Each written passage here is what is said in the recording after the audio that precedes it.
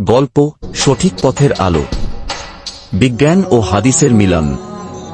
একবার এক তরুণ ছেলেকে জিজ্ঞেস করা হলো, তুমি জীবনের পথে চলার জন্য কোন মানচিত্র ব্যবহার করো? সে উত্তর দিল, আমি নিজেই ঠিক করে নিই, আমি জানি কোথায় যেতে চাই। এক বৃদ্ধ মুফতি হেসে বললেন, ধরো তুমি একটি গাড়ি চালাচ্ছ অন্ধকার রাতে। সামনে যদি আলো না থাকে, রাস্তা যদি পরিষ্কার না বোঝো, তবে কি তুমি গন্তব্যে পৌঁছাতে পারবে? তরুণ ছেলেটা মাথা নাড়ল, না, নিশ্চয়ই না। মুফতি বললেন, জীবন ঠিক সেই অন্ধকার পথের মতো, আর রাস্তার আলো হল বিজ্ঞান এবং ধর্ম।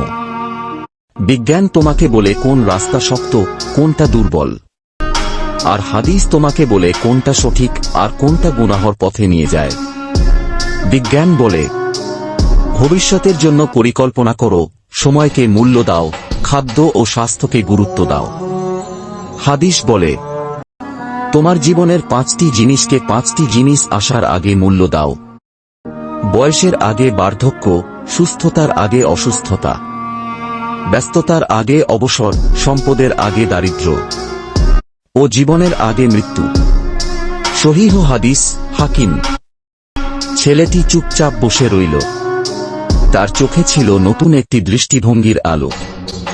ভিডিও বা ভয়েস ওভারের জন্য শেষ লাইন, জীবনের অন্ধকার পথে আলোর মতো কাজ করে বিজ্ঞান ও হাদিস। দুটোই প্রয়োজন যদি তুমি সত্যি পৌঁছাতে চাও সঠিক গন্তব্যে।